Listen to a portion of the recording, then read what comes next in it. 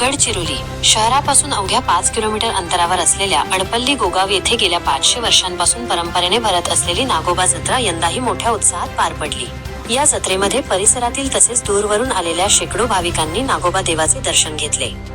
जत्रेच्या निमित्ताने संपूर्ण परिसर भक्तिमय वातावरणाने भारावून गेला होता।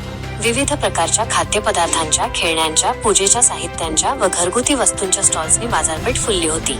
त्यामुळे ग्रामस्थांसह भाविकांची मोठी गर्दी पाहायला मिळाली। या जत्रेचे आणखी एक आकर्षण म्हणजे सांस्कृतिक कार्यक्रमांचे आयोजन होय। जत्रेच्या निमित्ताने तब्बल 5 नाटक कलाकृतींचे आयोजन करण्यात आले होते। या नाटकांना भाविक व रसिक प्रेक्षकांचा उत्स्फूर्त प्रतिसाद लाभला। सामाजिक, ऐतिहासिक व मनोरंजनात्मक आशय असलेल्या या नाटकांमुळे जत्रेची शोभा अधिकच वाढली। नागोबा जत्रा ही केवळ धार्मिक परंपरा नसून सामाजिक ऐक्य, सांस्कृतिक वारसा आणि ग्रामीण अर्थव्यवस्थेला चालना देणारा महत्त्वाचा उत्सव असल्याचे यावेळी प्रकर्षाने दिसून आले।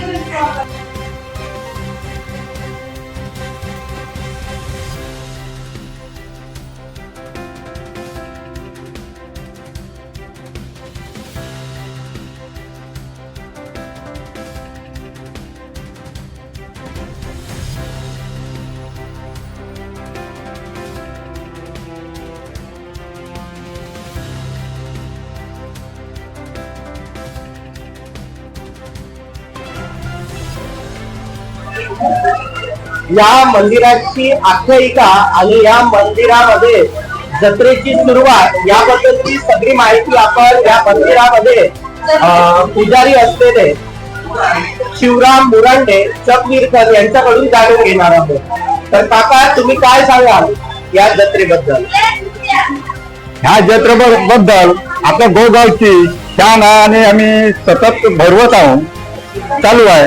हो, या जत्रेची सुरुवात कशी झालेली आहे?